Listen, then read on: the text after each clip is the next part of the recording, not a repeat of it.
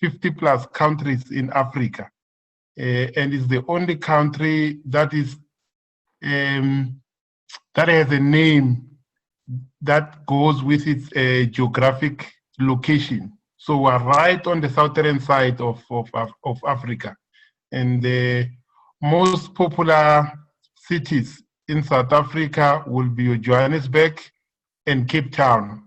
And I am talking to you from Johannesburg tonight. I think you are going to guide me in terms of what you really want this discussion to focus on. But what I would want to say to you, I am from a family of 6 kids. I'm the 5th one. As you would know, in South Africa, we have 11 official languages, of which I speak fluently about 7 of those languages, and which is Zulu and Shangaan. Zulu is the most dominant tribe in South Africa, and Shangaan is one of those smallest one.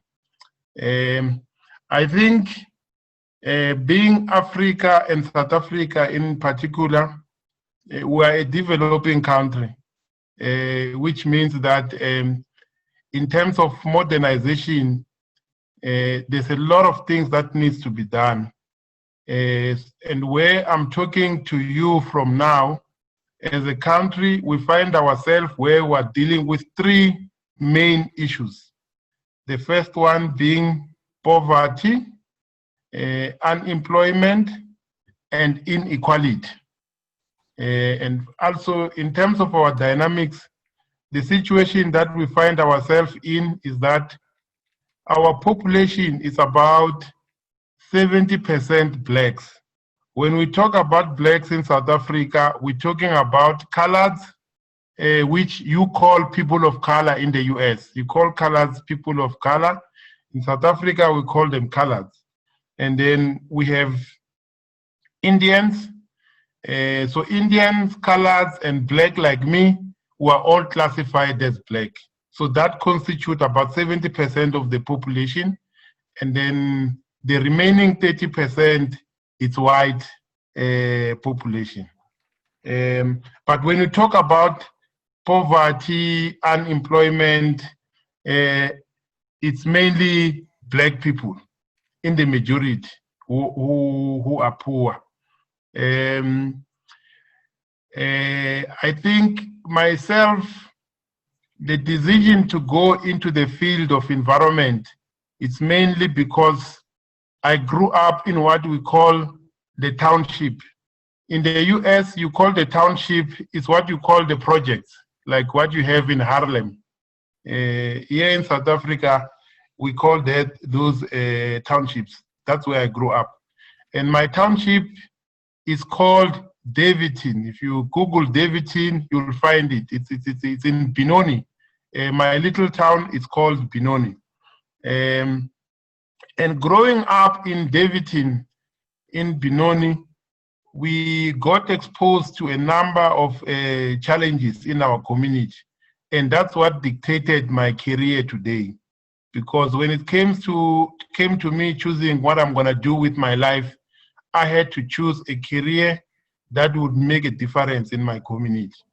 So growing up in my community, issues like poor waste management, air pollution were most common because there was no proper waste management system. And there were industries that were going up that were polluting the environment. So I developed interest to find solutions. The other thing was that young people used to chop down the trees for all sorts of reasons. And we then started project with the aim of planting trees and beautifying our areas, because there are benefits of planting trees or coming from a clean environment and working together as a community in terms of cleaning up the environment. So I had an opportunity to study abroad as well. So I was in the Netherlands for some time, and where I did my postgraduate. And when President Nelson Mandela happened to serve his time with President Clinton, and they started a scholarship called Clinton Democracy Fellowship. So I was one of the scholars who came to the US. So in the US, I was based in Boston. Any one of you guys who knows CTA? Anyone who have heard about CTA? CTA. Yeah, there's a big youth development program there in the USA called CTA. It's a program that gives young people a gap year in between your high school and going to college. So they give young people an opportunity to do some work and work exposure so that when they go to study, they have an idea of what they can study. So when I was there in the US in Boston, we interacted a lot with the CTA guys. And what I noticed about the US was that, yeah, I mean, we did some time as well in New York. It was for the first time that I did time in a city that never sleeps. I would see rats running 12 o'clock midnight. But in terms of knowledge, somehow I was very disappointed with the little knowledge that most people I came across in the US knew about Africa. Because for some reason, some people thought South Africa is a continent, and they could not understand, you know, where is South Africa in relation to the bigger things. The only thing they knew was Mandela, you know, when there's a lot in our continent. But I think now I want to speak on two issues that I've been addressed to. One is to say, as a development activist, what I do as a development activist is that we are concerned about the state of affairs in the whole world. And I think you will agree with me that the current coronavirus crisis is actually exposed us that it does not matter which part of the world we are based. The whole world belongs to all of us, and if anything, we are one world. So what happens in South Africa today can easily impact on you guys in the US tomorrow. What happened in Wuhan in China is what led us to where we are today as the world. So there's a global call for each of us in our own corners to do what we can to make sure that we have a better world, not only for ourselves, but also for future generations. Because we are not the only one who are going to live in this planet. There are people who are going to live, who are going to inherit this planet from us. So there's an obligation for us to make sure that whatever we do today, the future generation will be able to meet their own obligation. So our responsibility as people who are living in the planet today is to make sure that we meet our current needs without compromising the ability of future generation to meet their own needs. I don't know if you follow what I'm trying to say there. So okay. So in doing that, it means we need to be better citizens. And being better citizens means that we cannot afford a situation where, for example, if you look at the global economics today and the world order today, you have a situation where people are forced to choose whether to go to the West or whether to go to China. And that is not the way to go. We need to get to a point where people in their own countries can begin to develop their own economies. And if they ever want to go and trade with China or with the West, it can be on equal terms or on terms that are beneficial to everyone, but not to have economic systems that are centralized in Washington, D.C., or centralized in the UK, in London, like what we have here in the country, where you find that, for example, Africa is rich when it comes to natural resources. When people get married, the symbol of love is gold. Where is the gold coming from? Most of the gold that we have are found here in Africa. Where is the price of gold determined? The market and the pricing for gold is set in the UK. So those are some of the things that are a bit of a challenge, where we're saying that from a development perspective, Africa needs to develop its own capacity when they can beneficiate their own resources. It does not make sense for us to do the mining here, send the raw material to the US or to Europe, where they are beneficiated, and then they are sent back to us, and we pay big prices for things that we produce. So as a development activist, that's the kind of work that we are working on to make sure that our continent is well empowered and we have people who can develop African solutions to African problems. Because most of our governments, they have a tendency to go outside to look for solutions when we already have solutions within our continent. Before I do information overload, can I pause and check if there's any question?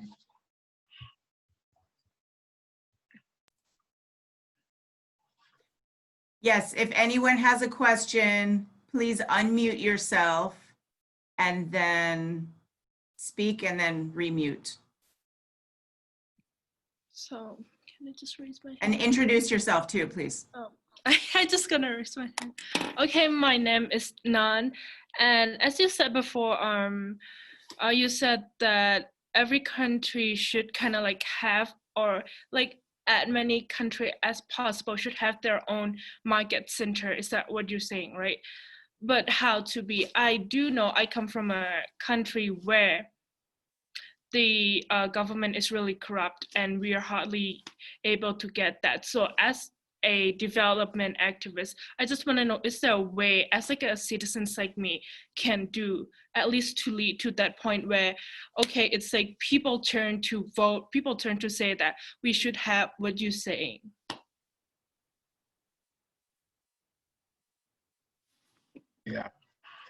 Yeah, I think corruption is a global problem.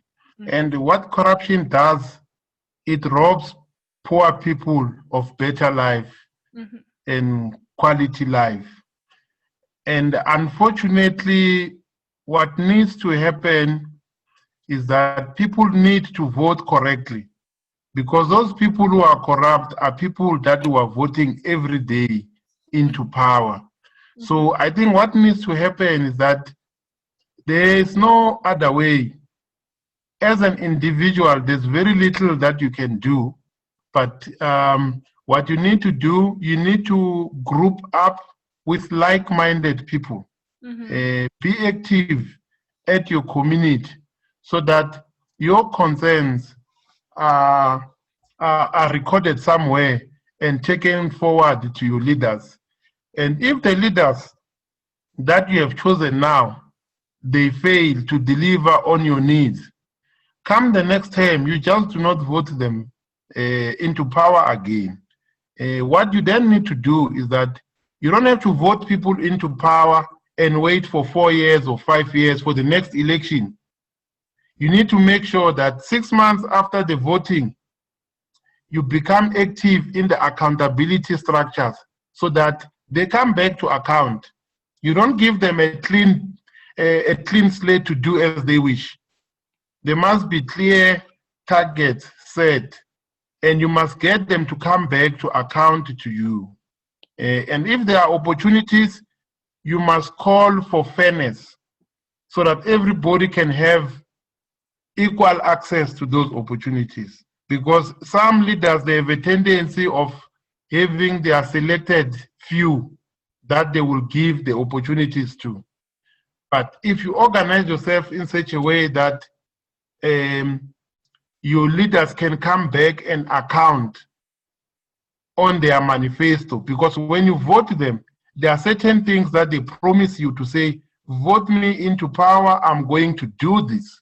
So you need to record those things, put them down, and at some point as they come back to report you in their community meetings, you can then say, this is what you said you are going to do, but you are failing us. And hopefully they will listen. No one can take pride that they are failing. It's embarrassing to fail, especially if you've been trusted. So I'm sure they will be ashamed and do things differently. But you are the future, and it's about time that you make sure that in their pool of advisors, they include you as young people, because you are the future. You don't want these old people to be deciding on your future, because you are going to inherit debts that you won't be able to pay. The inflation is going to go up. Your kids are going to inherit debts that you will not finish to pay. So it's about time that you make sure that you become active. And in being active, you don't only complain. You see a problem, you must have a solution. When you go to them, you also propose a solution in addition to complaining. Thank you. Any other question? Jay Graff, who's Jay Graff? Can you unmute yourself and ask your question? I see you typed it in the message. I'm giving you the floor.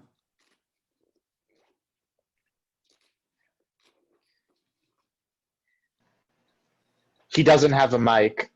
Oh, really? Oh, okay. So then I'll read it for you.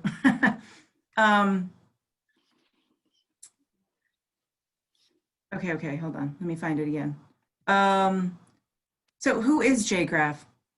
Anyway, well, I don't know. But anyway, the question is, where would the money come from to help develop skilled labor to solve the African problems, like better education to do skilled work like diamond cutting or metal foundries like gold or steel?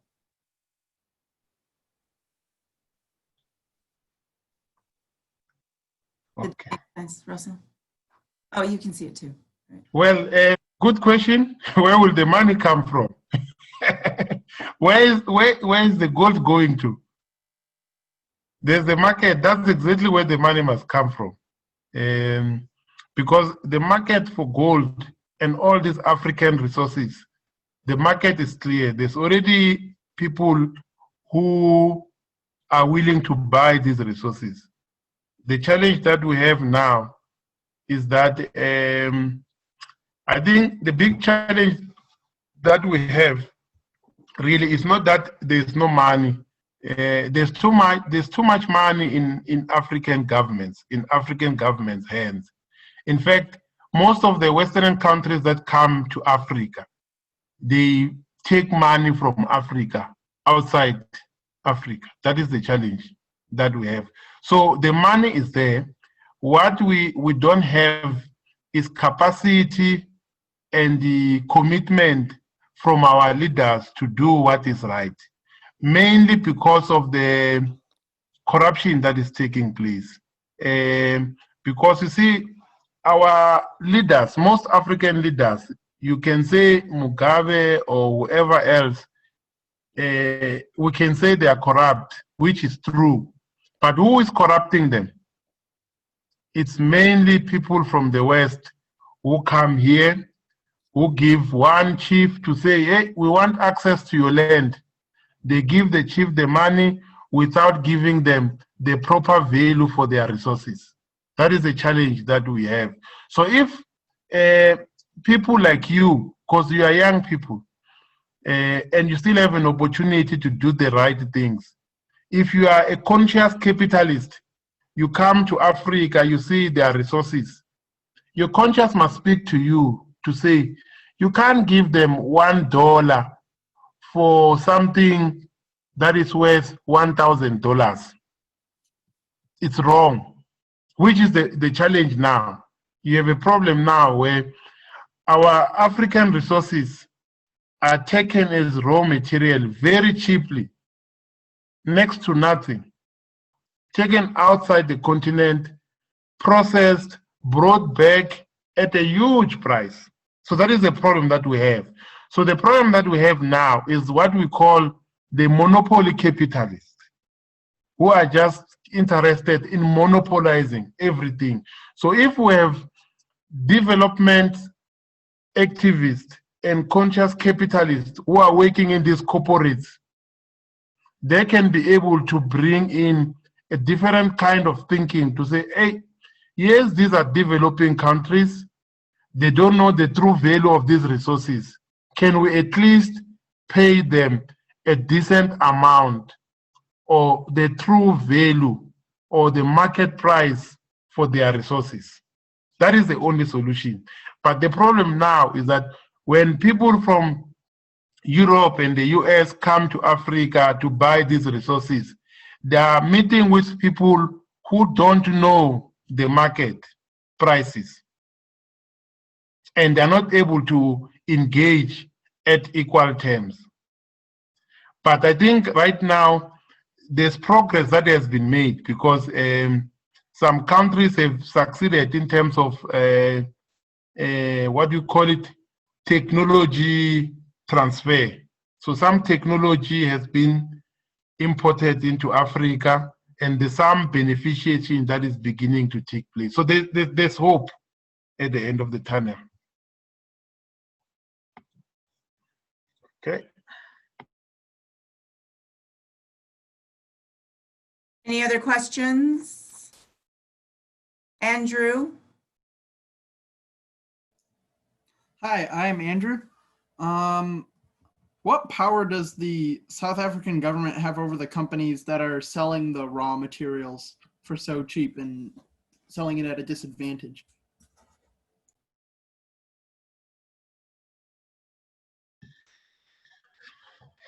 Yeah, well, the government has a role to play there, and they're supposed to have some power and authority. But the biggest problem that we have now, especially right now with our government, is that they are more interested in foreign, what we call FDI, foreign direct investment. So they are doing everything to attract foreign investors, which at times comes at a huge cost to local people. You see, so that's something that we're working on to tell our president that, you know what, you don't have to invite the foreign investors at all costs. Some of these things, you don't necessarily need foreign investors. There's local investment that can take care of this. And then what we need at an international level is the market where we can sell at a good price. That's really what we need, access to the market, which is there. But the problem is that they don't want, some of these big corporates, they don't want to open the market without being part of the mining. Hence, they want a stake in the mining and they still control the market on the other side. So we don't have a fair marketplace where all these things can be done. You know, because as you would know, you have the World Trade Organization, you monitoring IMF, the International Monetary Fund, which dictates what rules and policies each member country must adopt for them to be part of the World Trade Organization. And South Africa is a signatory to those organizations, which sometimes compromises our interest. Hence now, when you have the US, for example, saying, look, the World Health Organization is not operating in our best interest, and as the US were withdrawing, we're not going to be giving them money. It's some of those things that as South Africa we need to be doing. But because our government is busy begging the international community for foreign investment, it's difficult for them to take such decisions. But from where I'm sitting, I think our country and many African countries should be taking a position that says, look, these are our resources, this is the price we want to sell, and these are the terms and conditions. If you don't want them, bye-bye. But unfortunately, we are so thirsty to attract foreign investment, and in most cases, it works against the local interest. But it's something that we are trying to work on. Thank you. Thanks, Andrew, for your question. Russell, I have a quick question that kind of maybe relates to all of the questions.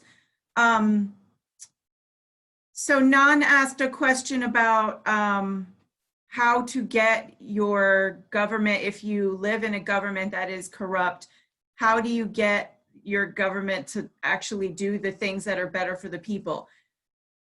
And you've talked about monopoly capitalists coming in and exploiting African resources. Have you experienced challenges within the South African government where they were doing something that maybe they shouldn't have been doing, corrupt leaders, or there's bribes or something going on that wasn't good for the majority of the people, that weren't solving problems? Have you ever had to deal with that in your own experience as an environmental activist or a conscious capitalist? And how did you maybe steer them so that it would benefit the communities instead of just individual politicians' pockets? Does that make sense? I hope so.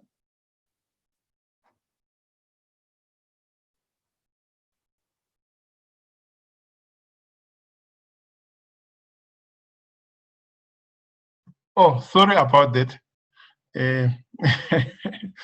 We have had a number of challenges as a country that I've been in the forefront of. One will be, we have what we call scholar transport policy. As an example, with the scholar transport policy, it says that any scholar who stays about 5 kilometers from the school. What will be 5 kilometers? You count 2 with, miles. yeah. So any scholar who stays about 5 kilometers or 2 miles from a school, they qualify for a government subsidy. And the government subsidy is normally equals to a bus. So we realized at some point that the bus was not helpful, especially for rural and peri-urban areas, simply because the villages are very much scattered. It did not help that the government will give a bus company a lump sum monthly to go and transport the learners to school, because most of them will miss the bus. The bus will not be able to reach each and every village on time. So as much as some politicians and some leaders were happy to have the money going to the bus company and they pocket the money, we were able to convince the government that no, they must stop that one, but take the money and buy bicycles for the learners to cycle themselves to schools. And over the weekend, they can use the bicycles to go to attend to other errands of the family. And we also established some bicycle shops where local people were employed to service the bicycles. And it worked, because then there was an economic activity, and there was bicycles, cycling was also introduced as a sport as well. And people were employed at the community level to service the bicycles as well. So that's one of the success projects that I worked on. And I think if you Google AfriBike, I was one of the founders of the project. So we went as far as getting government to make bicycle to be part of the transport policy of South Africa. So bicycles are recognized as one mode of transport in South Africa. And to this day, there's a program to give deserving learners a bicycle to go to school. So that's one. But then we have another big one now in the Eastern Cape, where a big mining company from Canada met with the chiefs. They wanted to start mining, but in that rural village is very popular with tourists, because the tourists, they want the clean place. The environment is beautiful. If you want to go have nice time, you go to that place. So there was that conflict where the chiefs were given money to welcome the mining opportunity. They were promised that the mining will bring in more money than tourism. So you had that conflict in the community where some wanted the mining, some wanted the tourism. And the community really organized themselves. The minister went there to speak to communities. The mining house bought some of the community leaders. And they caused a lot of conflict, to a point that one community leader was killed in that community because of this thing. And the matter was taken to court. And so far, the mining houses have been losing the court battle, because the communities are clear that they don't want mining, because with mining, it's not long term. Within a set time after the mining, they're gonna be left with a big problem, like you mine dust, which is a big problem, big holes, which poses a serious threat to the health and everything else in the community. So far, the government tried to support the mining house, but the courts have been refusing. So to this day, as I talk to you, tourism is what is happening in that community. The mining house has failed. Thanks. Thank you, Russell. Quick question. How is tourism doing now that COVID is a thing?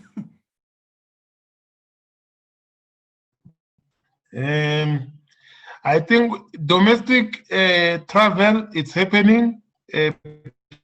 People are too excited now, because remember, people have been on lockdown for almost 6 months without going anywhere. So there's been reports of domestic traveling picking up.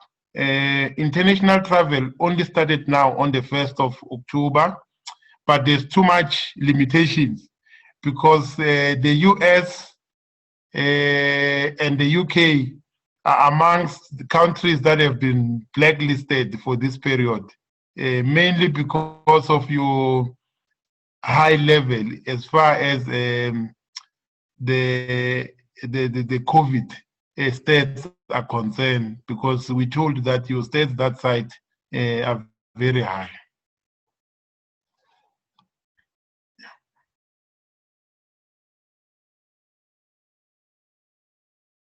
Russell, or anyone else, does anyone else have questions? Because I could just keep on asking Russell questions. Nan, go ahead. As she said about tourists, I remember Dr. Plummer, that was one time in class that you mentioned that outside people always think African is kind of like, they're like, people will think that African is poor, and when the COVID hit, not a lot of people will think that African will survive. As a native perspective, I just want to know what's your perspective about that?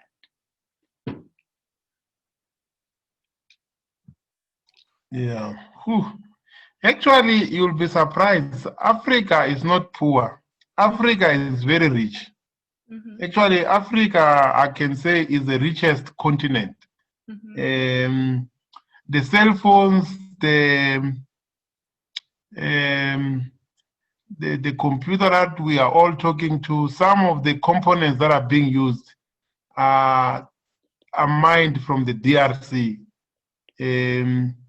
So it's just that Africa has not been very lucky with leadership. The quality of leaders that we have had so far, they have not been revolutionary or good enough to champion the interest of Africans. Mm-hmm. Because in the main, what you have with Africans, you have most of the African leaders who have too many properties in Europe and the US. That's what they do. And if you look at your average African leader, the amount of wealth that they have and how they help, because most of these corporates, when they come here, the international companies, they buy our leaders, they give our leaders money, and our leaders give them tickets to do as they wish in our countries. So it's not true that Africa is poor. And besides, I mean, you cannot say Africa is poor, because in Africa, you have some countries that are very poor with very low GDP and the rest of it. Your countries like your Somalia, your Swaziland, your Mozambique, your Malawi, which are predominantly dependent on donors. But you have countries like South Africa, Nigeria, Egypt, Mauritius, Kenya, and many others. Rwanda is the emerging one now. If you go to the top performing countries, top 20, Rwanda is there. So things are happening in Africa. Most African leaders are waking up, and you are beginning to see some of the countries, some of the companies that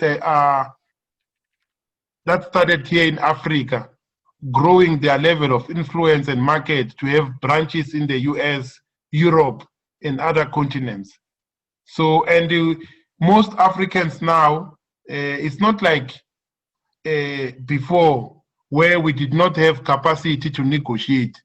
Today we have capacity to negotiate to a point that if most of these international companies, when they come to Africa, they are forced to have local partners who will be able to do something to add value to the business. So the picture is really not the same anymore, and it's changing every day. When it comes specifically to COVID, I think COVID impacted negatively to everyone. I want to know who was not impacted by COVID. Any one of you who is very happy you have always been having fun since COVID started?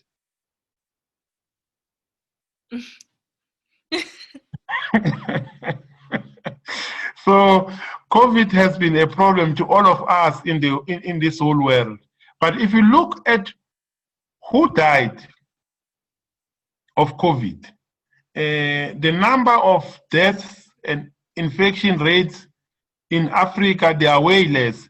Unfortunately, here in South Africa, we have the highest rate of infection of the whole Africa. And why? It's mainly because most traffic, if you are in Africa, you want to go anywhere in the world. South Africa is the gateway to the world. So most airlines in Africa will not fly to the UK or to the US or anywhere else, but they will fly to Johannesburg. And then people will catch their connection flight to their African countries or to whichever continent that they want to go to. So that explains to you that why is it that South Africa is having so much infection rate. So we have so many foreigners. I can argue that in the whole world, South Africa is one country that have the most foreign citizens. Because of all African countries, I can tell you, they have their citizens here. Anyone in Africa, they might not be here, but they have an ambition to be in South Africa because it's the best thing in Africa. Our IT infrastructure, our road infrastructure, our banking infrastructure, our food processing industry, our tourism, it's the best. That's the reality of it. To a point that any international company that wants to have some presence in Africa, they will start here in Johannesburg and grow to reach other African countries. So South Africa is becoming, and Africa as a whole, is becoming highly urbanized every day. So the rural poor are becoming the urban poor every day. Those are the dynamics that we are dealing with. And unfortunately, the government in Africa find themselves in a situation where there's far greater need. The need is far greater than the available resources to meet the needs. So that is the challenge, where you find that, like in our case, for the reason that we have so many poor people, we have we provide grants for old people. So if you are old in South Africa, you get paid every month. Yeah, there's a grant for old people. There's a grant for orphans and underage children. A grant, money for free, like give free money. So to a point that if you look at our budget as a country, we have more people who are receiving grants than people who are working. So our system is a challenge now, as it is, because it might collapse because people are being taxed more and more because the unemployment rate is going high, whilst on the other side, the people who are, when they are unemployed, it means they must now receive a grant, which means the amount of grants that are being paid is going up and little money is coming in. So that is one of the challenges that we are facing.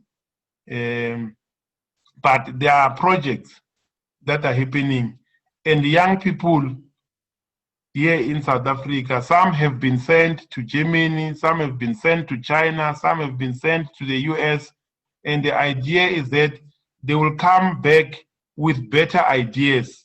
They won't get there and be more comfortable. They will be like me. They will be happy to come back and work from here for the development of our country. Because the problem is you have people from Africa and other developing countries who come to the US to get a better education. And the next thing, they enjoy it so much that they don't want to go back home anymore. which is bad.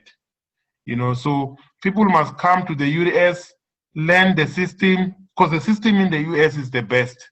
It's one of the best education system where one's mind can be properly developed to understand how things are supposed to work efficiently and more productively. But once you have learned that, people must go back to their home countries so that they can help them negotiate better arrangements and better trading arrangement with other countries. Yeah. Can I continue? Back to when you said, like you want like Africa to have like kind of like their central market, and do you think that that's gonna solve the problem of like unemployment that you just addressed?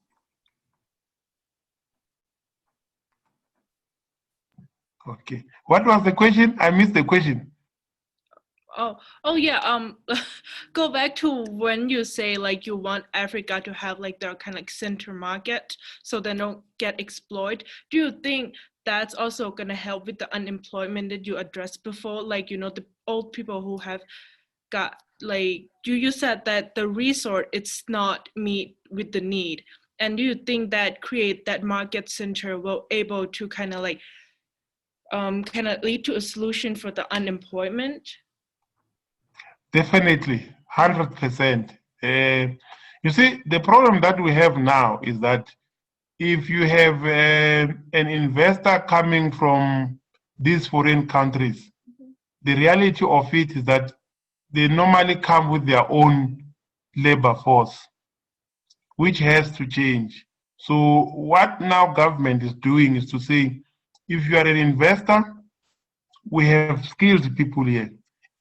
You can only bring anyone who has a special skill which we don't have in the country. Mm-hmm. So that's where the direction is going. And we strongly believe that if we try to actively get local investors to invest in local development, Mm-hmm. that will help.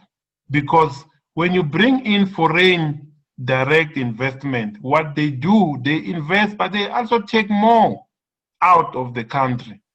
So if you look at what they bring in, there's more that they're taking out, which is really not reasonable compared to if we have local investors. International investors can come in with their money and be given far better interest rates. But in terms of the labor force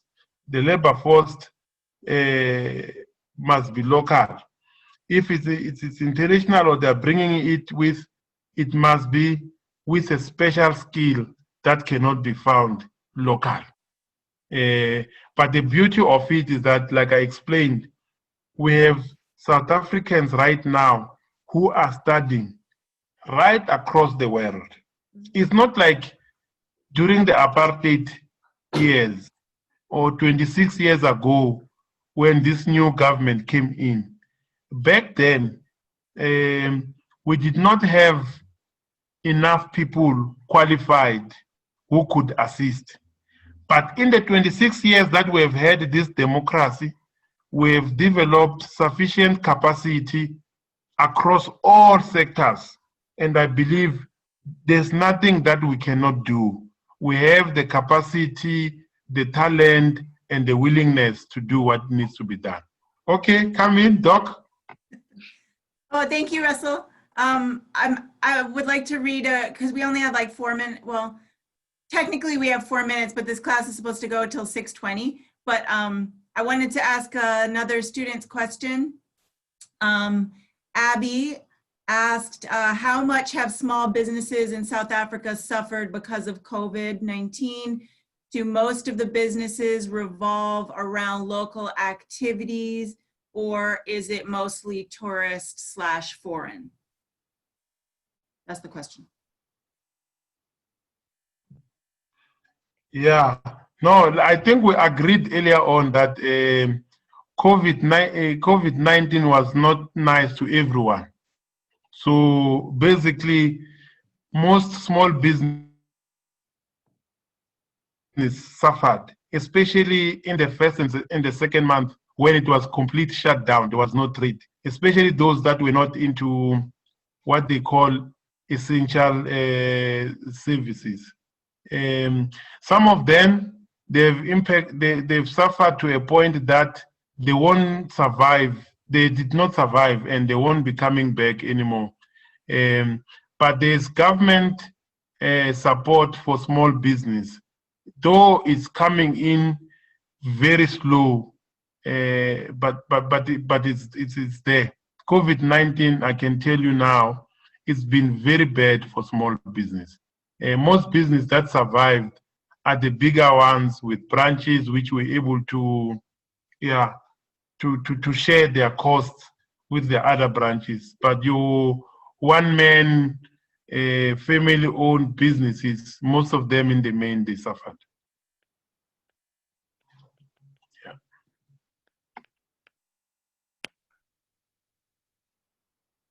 She says thank you.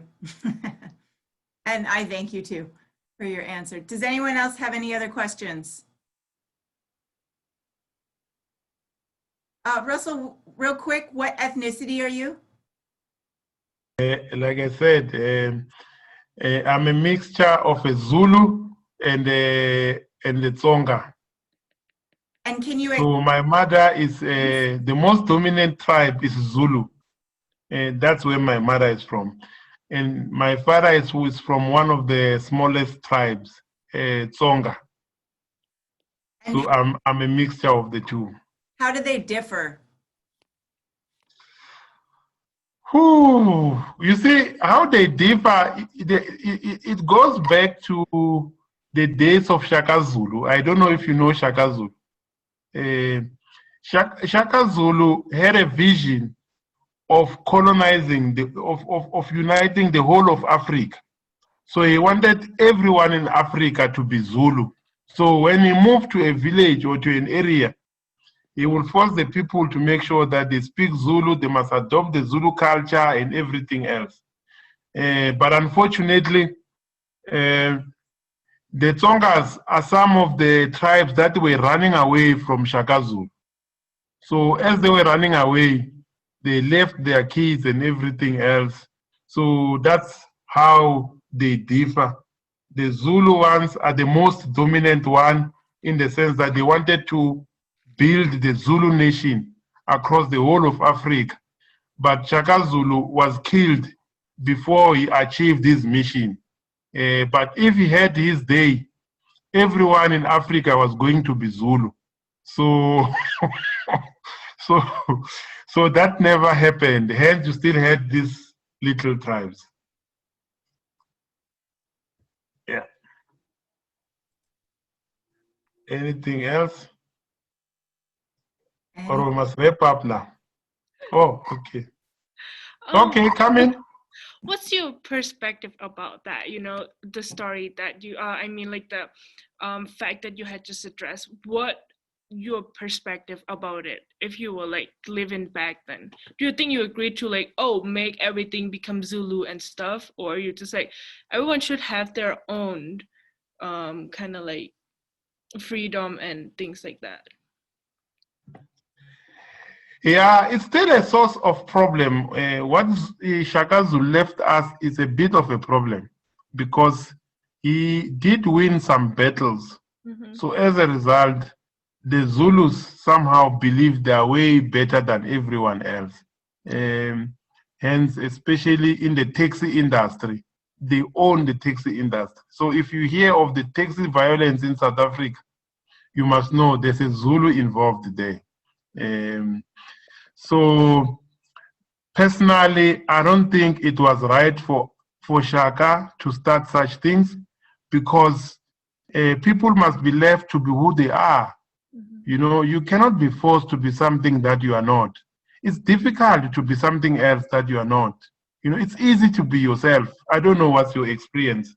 But from my own experience living my life, I find myself very much at peace where I'm given space to be me. because I can't pretend. I struggle. But unfortunately, even today, you still have some people who believes that they have far better ideas than everybody else. And if anything, their ideas is what must shape the world, you know? And if you come across such bullies, you have a responsibility to call them into order, you know? They don't own this world. We were all carried by our mothers for 9 months. We have ambitions, we have visions that must also come into reality. And they will not be realized if such people are given space to be dominant. We don't want dominant people or bullies in this world. And I think your president, whom you are likely to vote again in November, is one such bully. Thank you. Thank you. Actually, Russell, I was going to ask you, like, what is the perspective of, like, you guys in South Africa looking from the outside to the United States government? Because, yeah, that's all I'll ask. Well, our perspective, maybe I don't want to go far. I think we enjoyed if there's any president that we enjoyed, it was the Clinton presidency. It was very helpful. And even if you look at the quality of the relationship, the exchange, AGOA, the Africa Growth and Opportunities Act that was passed by your senators in the US, all of that happened during the Clinton era. So there were tangible things that were happening that were very progressive. And I think it was good that Mandela and Clinton served as president more or less the same time, and they related very well at the personal level. George Bush was a bit of a liability, and I can't say much about him. And then fast track to Obama, we had a lot of expectation of Obama's presidency. I had an opportunity to meet up with him when he came through to South Africa, but unfortunately, nothing tangible that one can say this is what Obama left us with. I've had mixed feelings about this Obamacare. You have your own opinion of it, but yeah, it was not convincing at all. What he did for Africa, even for America as well. And now you have Trump. I think if there's anything we appreciate about Trump from our side, is his level of honesty and how he comes out clean on issues, on what he believes in. Because we have world leaders who are just undercover. You will never know what they believe and what they think. And if there's anything, as much as I find myself not agreeing with President Trump most of the time, I do appreciate his level of honesty and his go-getter attitude. But the bullying is a bit of a problem that I have noticed.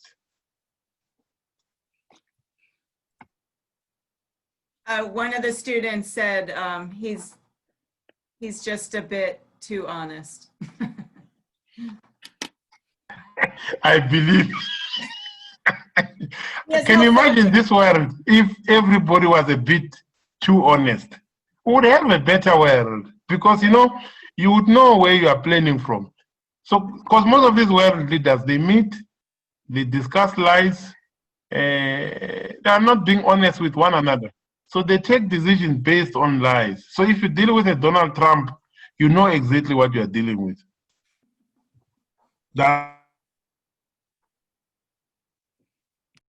Oh, it looks like I was muting myself. You were self-censoring. All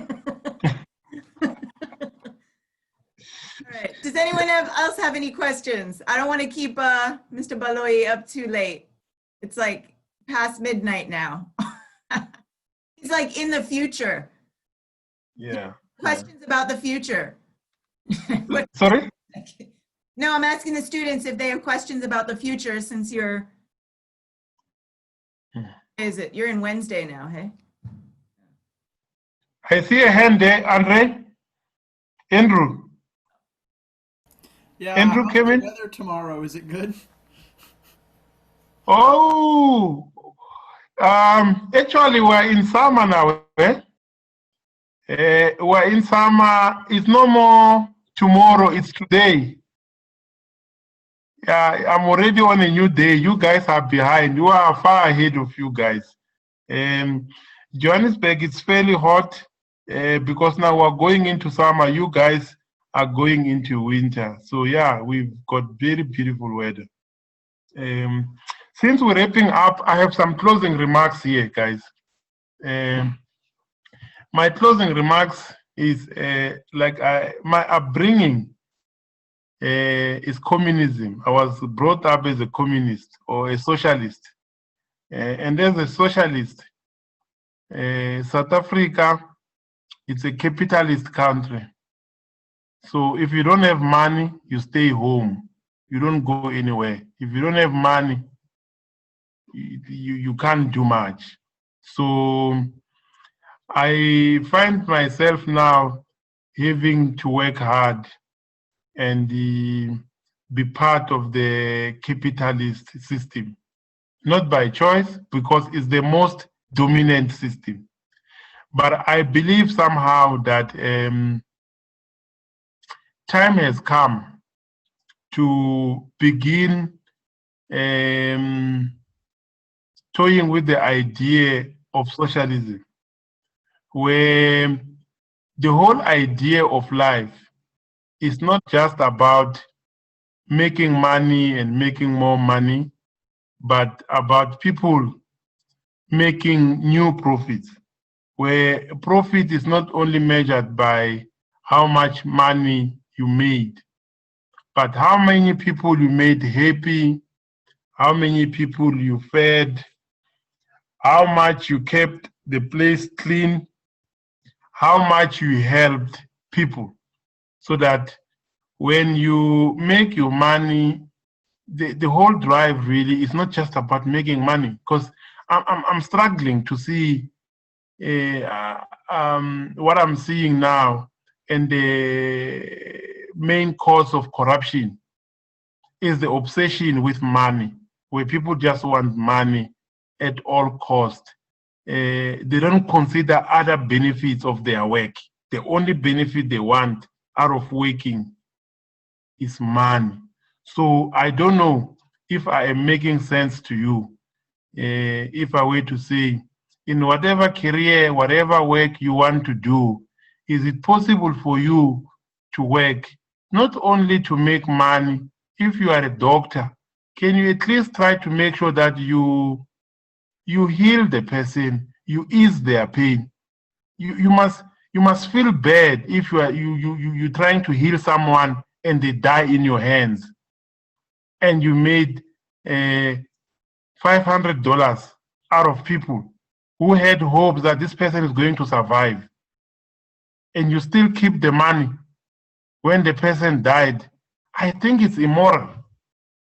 So these are some of the ideas that I'm trying to toy with, so that people don't just go to work for the sake of making money, but they begin to say to themselves, in addition to me making money, what is the difference that I want to make? If I take your money, what difference do I really want to make in return of this money? And if I'm not able to make this difference, can I give your money back? So that means if I am a mechanic, someone comes to you to say, fix my car. You work on the car, but you don't get it right. It's immoral for you to take money if you didn't get the car to work. So, but in capitalism, no, I work for 1 hour. For my 1 hour is $50. Give me my $50 for the 1 hour that I worked. So I don't know. So all I'm saying, I'm trying to advocate for a society where people take pride in the quality of work that they do, to a point that they will be ashamed of taking someone's money if they did not deliver the goods or the quality that was expected. But thought I must share that with you. And if possible, going forward, maybe you can look at that as well, so that we get people who don't just take money for the sake of spending an hour without doing any work, but people who take money on the basis of having made a difference. So that's how we can begin to move from this capitalist society and have a mixture of capitalism and socialism. The mixture of the two. I think it will go a long way in helping us create a better society where everyone is happy. Thank you. Thank you, Russell. Okay, you can come. Oh, I'm just so sorry. I know it's a close speech, but I just want to know. It's just like, I know the point what you're saying and everything, but how you gonna prove for the future? Because from now, what I see is like, I see epidemic, I see a lot of competitions going on in everywhere. I see how people kind of like will be a little bit more hard to give up what they have and not exploit anything. How you gonna prove them that that's not right? It's easy to prove to them what they are right. You see, if you go around now, people are stressed, people are not happy, and most people don't have enough money. They are short somewhere. So if you want too much money from people, you want to be greedy. People want maximum value for their $1. So if you want to be a successful businessman in these challenging times, you have to take pride in your work and make sure that you give quality. There won't be any room for people who are going to pay you happily without giving them the quality that they need. So if you want to create a problem for yourself, carry on, take people's money without delivering quality goods or quality service. That is going to be a source of stress for you and your family, because they will be back looking for their money. So I'm saying, if we want to create this good society where everybody is happy, we must just do the right thing. It begins with you. If whenever you go, even if you see that they've given you too much change, return the extra change, because they might remember that, this is someone that I gave more change than what I was supposed to give. They won't be happy with you. So we don't have to take advantage of one another. We are all struggling. We are all trying to survive, and we need each other. So even if you try to oppress someone, you are still going to die. So we need one another. We need some values in our society where we just take care of one another. And it begins with us making sure that we don't exploit anyone. If someone you know that is exploiting anyone, you have a responsibility to warn them. It's not right. Do what is right for the society. If you want to be part of the solution, because people are stressed already, and you don't want to be the one who gives people more stress. So your job is to make sure that you lessen people's stress. Because now anyone you can think of, they are stressed. There's no one that I've spoken to who says, I don't have any problem. Everyone has a problem. So if you meet anyone, you just have to make sure that you do good. If you don't want to do good, just leave them alone. Don't even speak to them. Just carry on. Keep on walking. Thank you. Thank you. Mr. Baloy, I just want to thank you because it really is time to go. But he is an example, actually him coming and giving a talk for free and spending like time with us that he could be either with his family or in his bed, is an example of him, or just, you know, a person giving of their time.